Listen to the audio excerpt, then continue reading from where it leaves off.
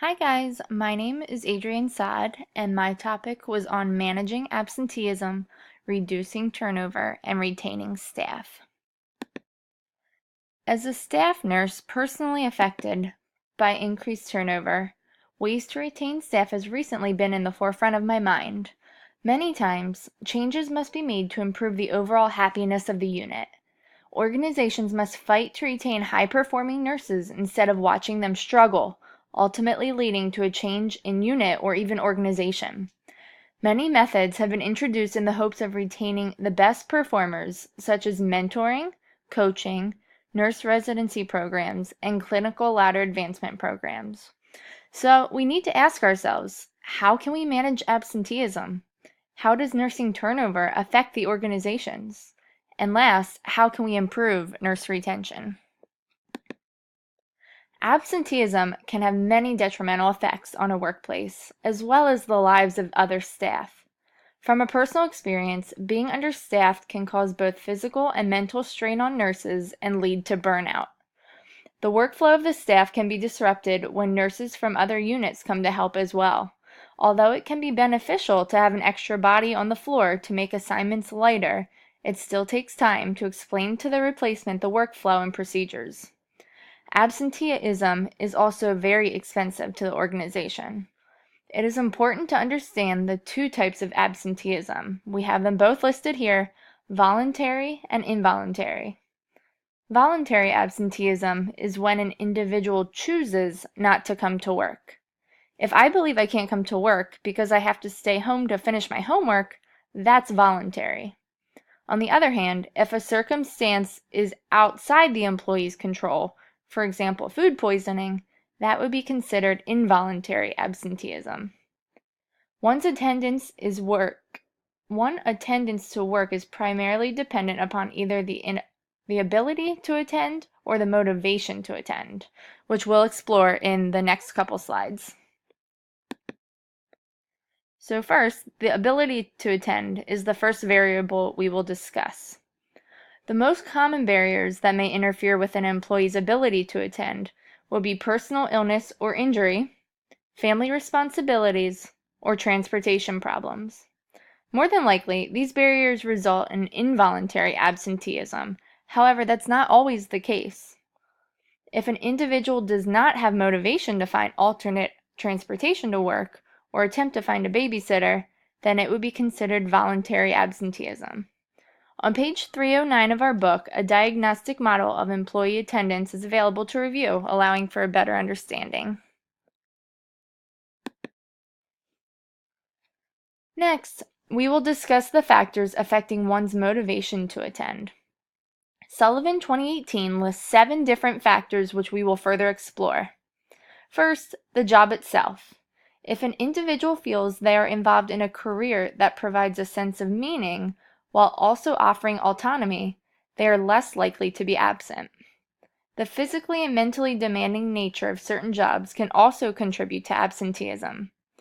Organizational practices such as absence control policies that both reward and punish employees based on their attendance can influence one's motivation.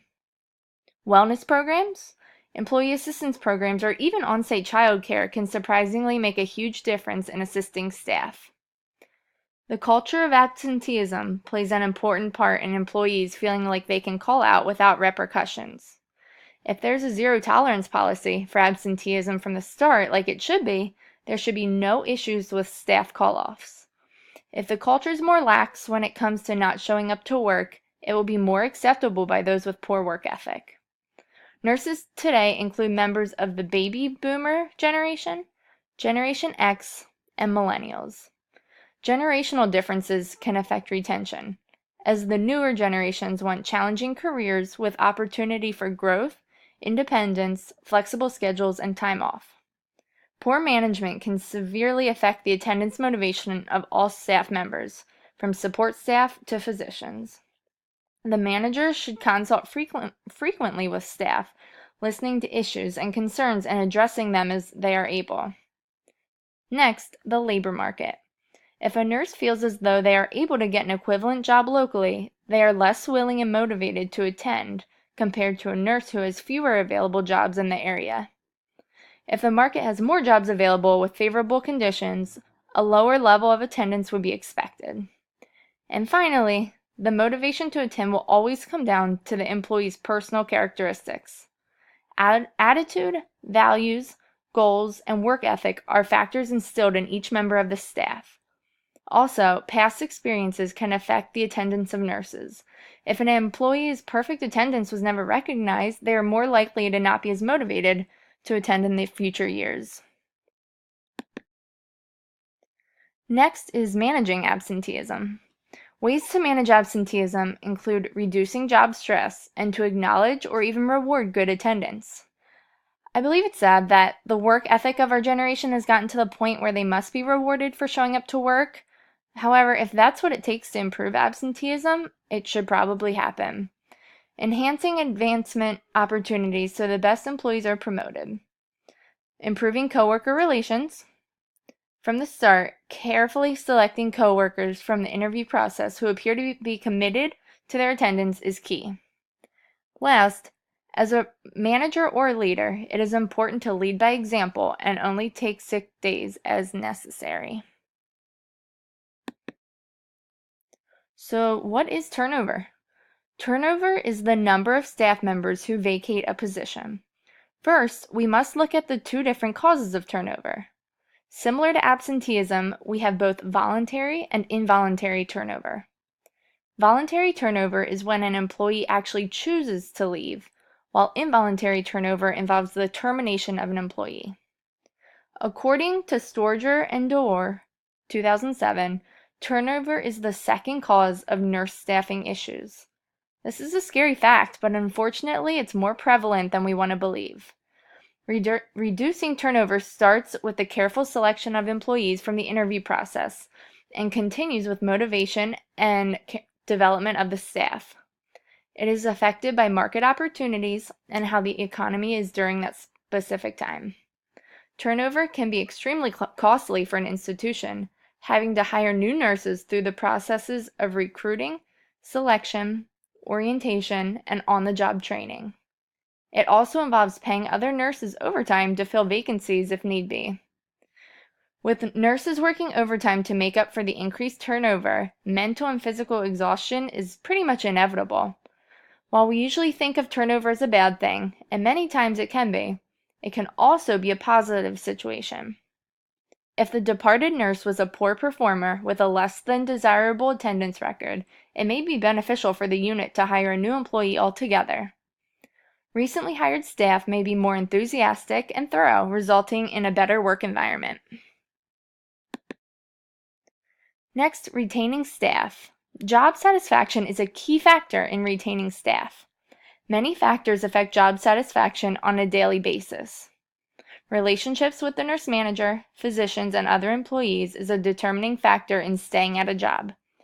The specific shift worked can also lead to either burnout, physical exhaustion, or health issues. Many nurses leave day shift if they feel overworked, while many nurses leave night shift for health reasons. What we expect of our place of work is also an important factor. Equal and fair distributions of rewards and punishments is telling of the consistency of the unit's leaders.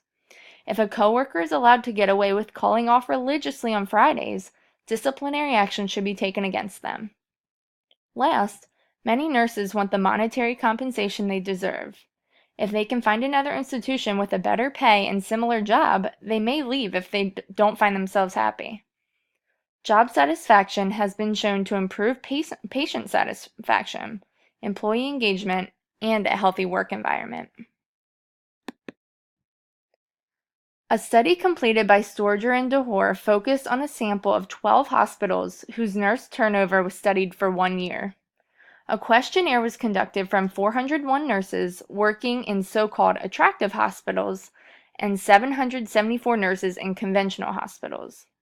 These questions included topics of health-related factors, job demands, stressors, work schedules, organizational climate, and work adjustment. Job satisfaction and commitment were higher in those hospitals deemed attractive, whereas burnout and intention to leave were lower. Retention strategies. The Children's Hospital of Philadelphia implemented these 5 different strategies in hopes of reducing staff turnover. To their surprise, these strategies had actually reduced turnover by 91%. Onboarding is a process that welcomes new hires to both the organization and the unit. Employee rounding involved weekly and monthly rounds with leaders and administrators in hopes of identifying and resolving any problems present. Social networking encouraged new relationships between staff members by hosting social events. Employee recognition. This is a pretty neat concept that I believe would build team morale and reduce turnover. Employees were celebrated at events or a physical handout if their work performance was noted to be exceptional or achievements were made. Last, something called stretch assignments assisted employees in reaching their career goals. Attached here is a YouTube link with a personal story of a nurse and why he believes many of his coworkers and even himself have considered leaving the nursing profession entirely. Feel free to click the blue link.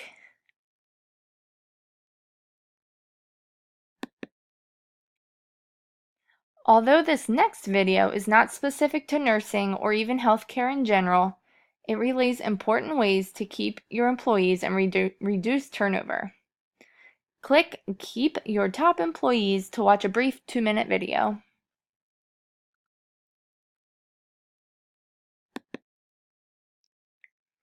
An article by Williamson McBride, 2010, examined the relationship between preceptorship and retention of perioperative nurses. It is an estimated cost of $50,000 to $59,000 to orient new nurses to the perioperative role. Clearly, very, very expensive.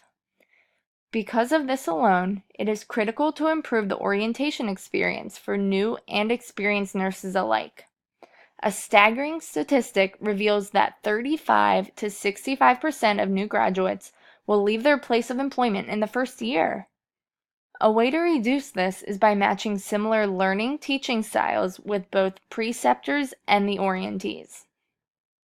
Also, many preceptors do not get formal education in their role. However, they're expected to then teach newly hired nurses. This can leave a large gap in the orientation process, depending on the thoroughness of the preceptor. So consistency is key. Dilemmas may arise when an orientee has multiple different preceptors during their orientation.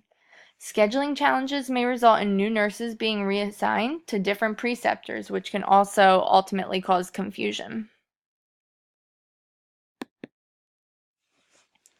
So why are nurses leaving? Because a global nursing shortage is expected to occur over the next 10 to 20 years due to retiring baby boomers, data was collected by Maloney, Boxall, Parsons, and Chung, 2018, predicting certain factors that would attribute to nurses leaving their organization and profession. Key findings include the fact that higher engagement results in lower intention to leave the organization, and even more strongly, lower the intention to leave the profession. Second, burnout. Burnout has significant effects on intentions to leave the organization as well as the nursing profession. Third, higher workload and higher work-life interference are the strongest predictors of intentions for nurses to leave. And last, higher emotional demands and higher self-efficacy also have strong effects in lowering the intentions to leave. And then listed are my references. Thank you.